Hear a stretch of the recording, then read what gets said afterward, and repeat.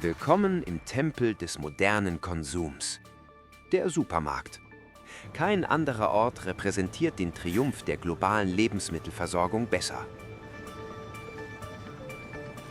Zehntausende Produkte buhlen um unsere Aufmerksamkeit. Eine endlose Landschaft aus Farben, Formen und Versprechen. Wir haben Zugang zu Erdbeeren im Winter, Kaffee aus fernen Hochländern und Gewürzen aus Indien. Alles unter einem Dach. Es ist eine logistische Meisterleistung, ein Zeugnis menschlichen Erfindungsreichtums. Wir hatten noch nie mehr Auswahl.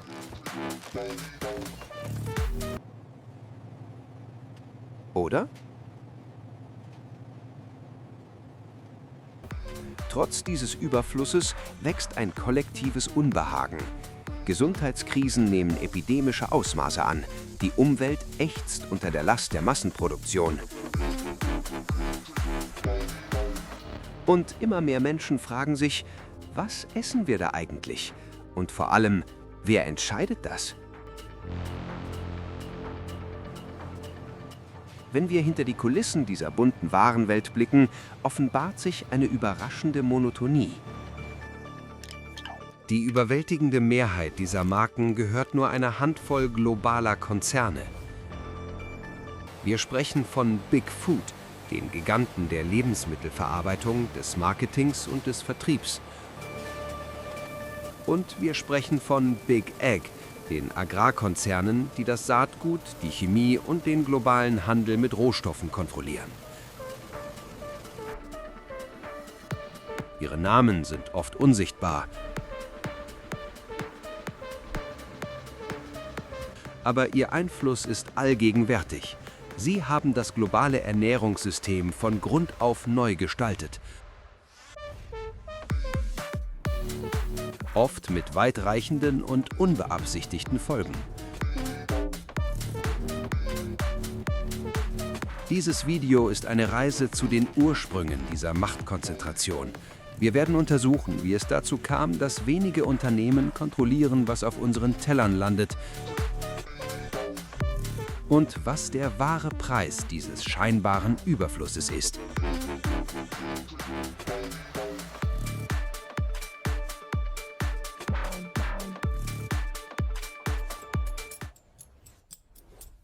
Um das System von heute zu verstehen, müssen wir zurückblicken. Lange Zeit war Essen lokal. Man aß, was die Jahreszeit hergab. Doch die industrielle Revolution änderte alles. Menschen strömten in rasant wachsende Städte, getrennt von den Feldern, die sie ernährten. Das Problem: Wie versorgt man Millionen Menschen fernab der Bauernhöfe, ohne dass die Nahrung verdirbt? Die Lösung war Technologie. Die Eisenbahn brachte wie Geschwindigkeit und die Konservendose machte Nahrung erstmals unsterblich. Hier entstanden die ersten Marken. Ein buntes Etikett musste das Vertrauen ersetzen, das man früher in den Händler hatte. Und mit der Kühltechnik wurde Fleisch plötzlich zu einer globalen Handelsware.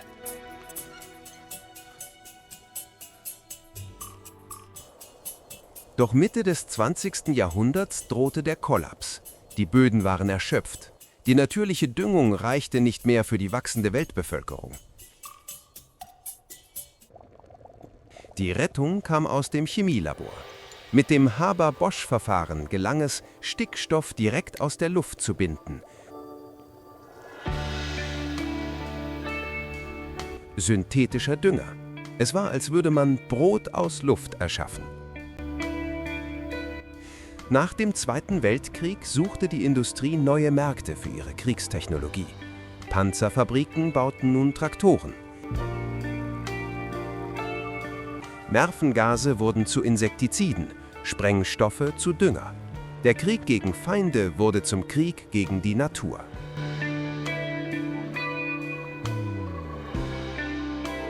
Die Erträge explodierten. Der Bauernhof wurde zur Fabrik unter freiem Himmel. In den 60ern folgte die Grüne Revolution. Angeführt von Norman Borlaug wurden Hochertragssorten entwickelt. Pflanzen, die auf maximalen Input getrimmt waren. Um diese Sorten effizient zu nutzen, musste die Landschaft standardisiert werden. Weg mit Hecken, Bäumen und Vielfalt. Monokulturen eroberten den Planeten. Mais, Weizen und Soja, soweit das Auge reicht.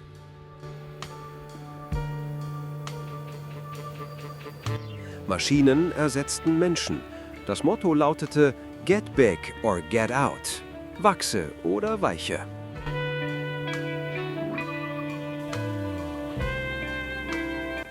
Das Ergebnis? Ein beispielloser Überfluss an Kalorien. Die Silos quollen über.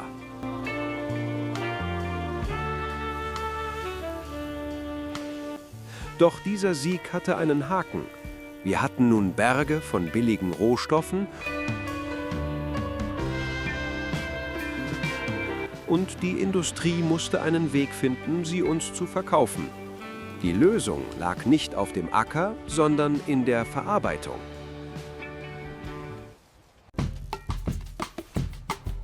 Wohin also mit den Bergen aus Mais und Soja? Die Rohstoffe waren billig, aber niemand isst Futtermais zum Frühstück. Die Industrie musste sie verwandeln. In den 50er Jahren traf das den Nerv der Zeit. Frauen gingen arbeiten, der Alltag wurde schneller. Die Antwort war Convenience. Wir sollten nicht mehr kochen müssen. Das TV-Dinner war geboren. Eine komplette Mahlzeit aus Aluminium, optimiert für den Verzehr vor dem Bildschirm. Essen wurde zur Nebensache. Eine einsame Tätigkeit, entkoppelt von der Natur. Gleichzeitig wurde Haltbarkeit zum neuen Goldstandard. Dank Konservierungsstoffen wurde Nahrung unsterblich. Ein Kuchen, der niemals schimmelt. Wir begannen Zutaten durch Produkte zu ersetzen, Dinge, die unsere Großeltern nicht mehr als Essen erkannt hätten. Doch Bequemlichkeit allein reicht nicht für ewiges Wachstum. Man muss Verlangen erzeugen. Hier verlassen wir die Küche und betreten das Labor.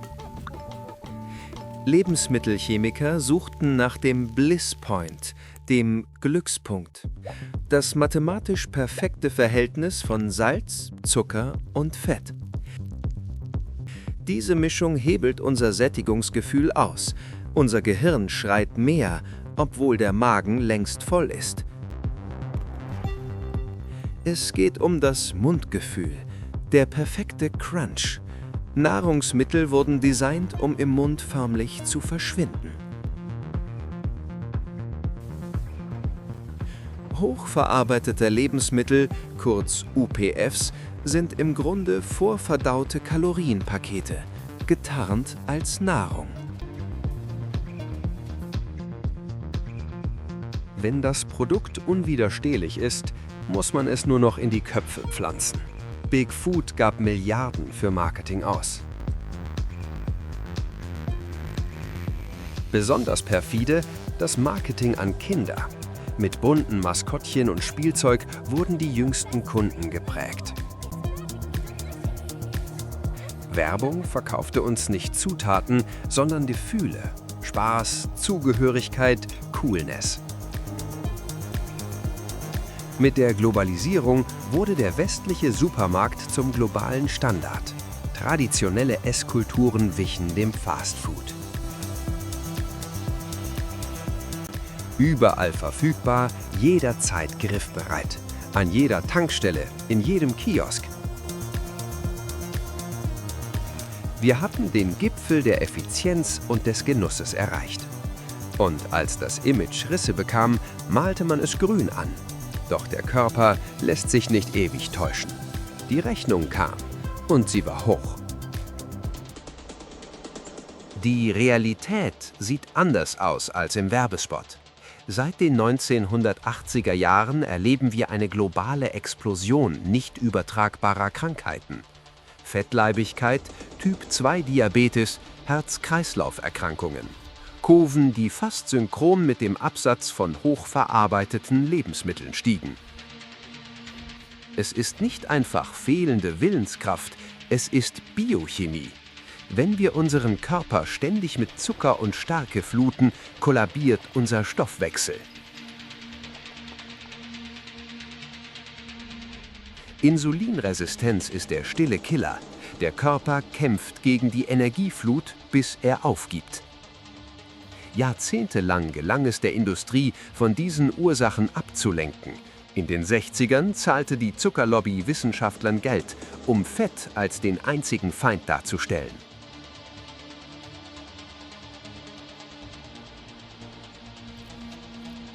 Wir aßen Low Fat, aber füllten die Lücke mit Zucker. Ein fataler Tausch.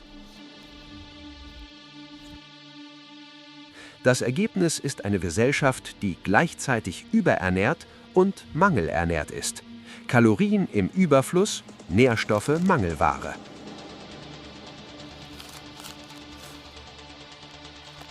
Es trifft die Schwächsten am härtesten: Kinder.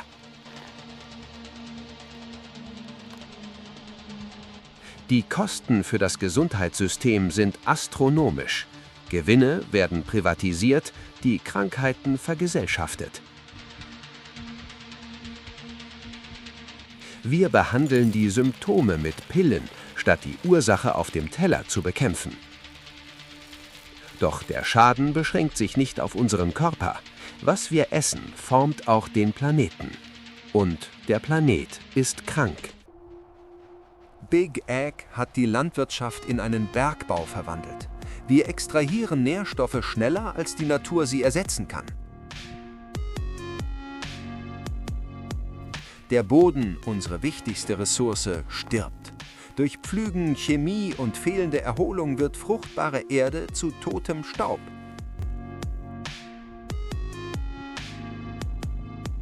Was auf dem Feld landet, bleibt nicht dort.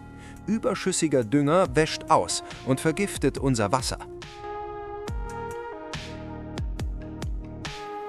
In den Ozeanen entstehen riesige Todeszonen. Algenblüten ersticken alles Leben. Ein stummer Kollaps unter der Wasseroberfläche. Für billiges Fleisch und Soja brennen die ältesten Wälder der Erde. Der Amazonas wird zur Weidefläche degradiert. Industrielle Tierhaltung produziert Methan in Mengen, die das Klima stärker aufheizen als der gesamte Verkehrssektor. Wir erleben ein Insektensterben biblischen Ausmaßes. Wo früher Summen war, herrscht heute Stille. Die Biodiversität ist unser Sicherheitsnetz und wir zerschneiden es, Faden für Faden. Wir sägen an dem Ast, auf dem wir sitzen. Ein System, das die Natur zerstört, kann sich selbst nicht dauerhaft ernähren. Warum stoppt das niemand? Weil hinter diesem System massive Machtinteressen stehen und Politik wird selten auf dem Acker gemacht. Wir müssen über Macht reden, über Lobbyisten, Patente und Monopole.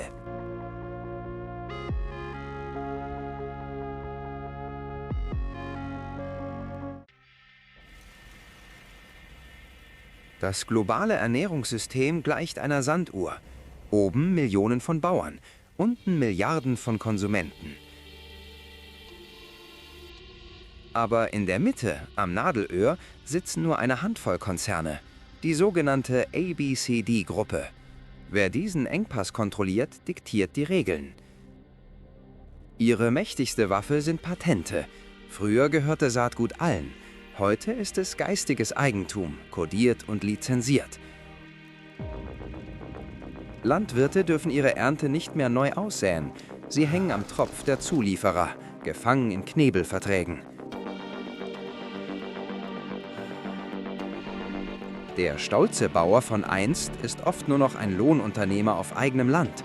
Das Motto „Wachse oder weiche“ hat die Höfe entvölkert. Warum greift die Politik nicht ein? Weil die Grenzen verschwimmen. Wir nennen es den Drehtüreffekt. Regulierer werden zu Lobbyisten und umgekehrt. Milliarden fließen in Lobbyarbeit, um Gesetze zu verwässern und Warnhinweise auf Verpackungen zu verhindern. Steuergelder, die eigentlich Ernährung sichern sollten, finanzieren heute oft die Umweltzerstörung. Wir subventionieren das Problem. Das System schützt sich selbst. Gewinne werden privatisiert, während die Kosten für Umwelt und Gesundheit die Allgemeinheit trägt. Ganz unten in der Kette stehen die Unsichtbaren. Arbeiter in Schlachthöfen und auf Plantagen, die unter prekären Bedingungen unseren Billigwaren ermöglichen. Und auf der Konsumentenseite? Soziale Ungerechtigkeit auf dem Teller. In Food Deserts ist frisches Essen ein unerreichbarer Luxus.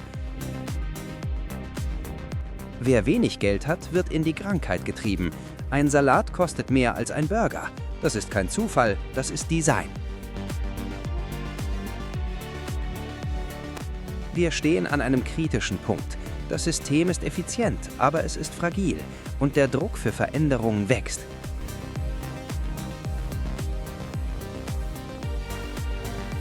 Wie sieht die Zukunft aus? Werden Roboter und Labore uns retten? Oder müssen wir die Natur neu verstehen lernen? Wir stehen an einem Scheideweg. Die erste Vision für die Zukunft setzt auf die Flucht nach vorn, die totale technologische Kontrolle der Natur.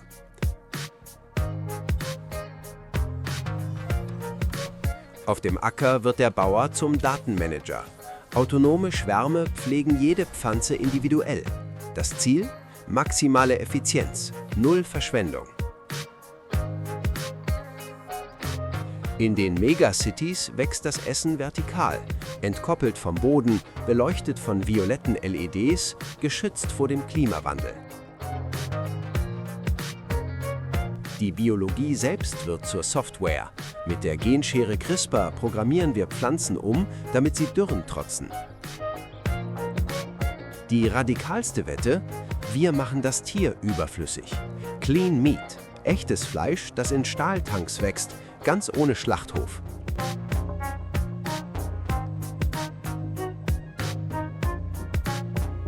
Am Ende kommt das Steak aus dem Drucker. Perfektioniert, standardisiert, patentiert. Doch Kritiker warnen, ist das die Rettung oder Big Food 2.0? Eine Welt, in der wir unser Essen nicht mehr anbauen, sondern von Konzernen lizenzieren müssen. Es gibt einen zweiten Weg. Eine Bewegung, die nicht gegen die Natur arbeitet, sondern ihre Intelligenz nutzt. Die regenerative Revolution. Hier ist der Boden kein Schmutz, sondern ein lebendiges Universum. Ein gesunder Boden saugt CO2 aus der Luft wie ein Schwamm. Wir ahmen die Natur nach. In der Agroforstwirtschaft wachsen Bäume, Getreide und Gemüse zusammen. Ein essbarer Wald, der Hitze und Fluten trotzt. Tiere kehren aus den Fabriken zurück auf die Weide. Wenn sie richtig gemanagt werden, regenerieren sie das Land, statt es zu zerstören. Das braucht weniger Chemie, aber mehr Wissen. Der Landwirt wird wieder zum Beobachter und Hüter des Ökosystems.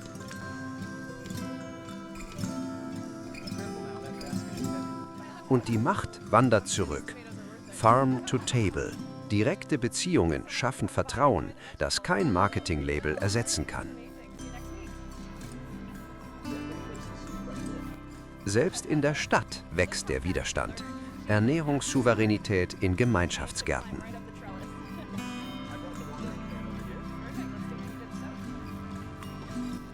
Big Food sieht diesen Wandel und sie reagieren. Oft ist es echtes Umdenken, oft aber nur ein grüner Anstrich für das alte, schmutzige System. Für uns wird es immer schwerer zu unterscheiden, was ist echte Veränderung und was nur Marketing. Die Zukunft ist wahrscheinlich ein Hybrid. Hightech für die Masse, regenerativ für die Erde. Aber in welche Richtung das Pendel ausschlägt, entscheiden nicht nur die Konzerne. Es wird bei jedem Einkauf neu verhandelt.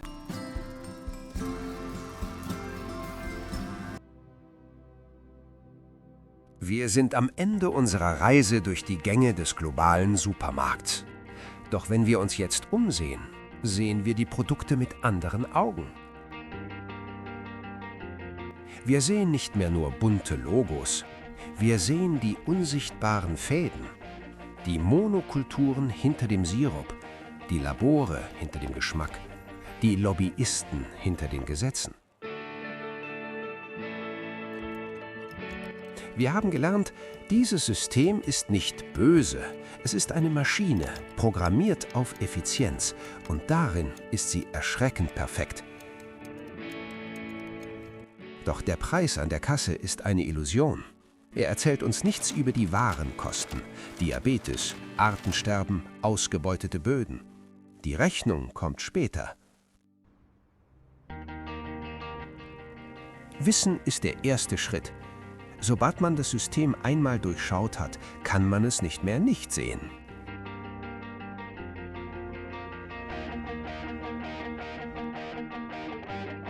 Natürlich brauchen wir große politische Reformen, Subventionen für das Richtige, nicht für das Falsche.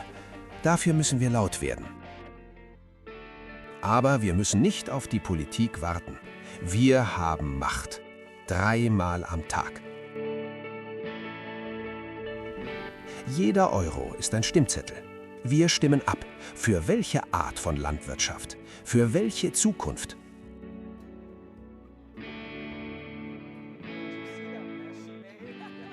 Kochen ist ein revolutionärer Akt. Wer selbst kocht, entzieht sich der Logik der Lebensmittelindustrie. Es verbindet uns wieder mit der Realität.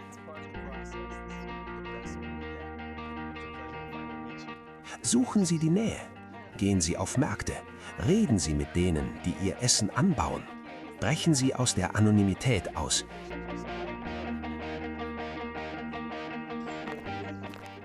Niemand ist perfekt. Es geht nicht um alles oder nichts. Es geht um Bewusstsein, Schritt für Schritt.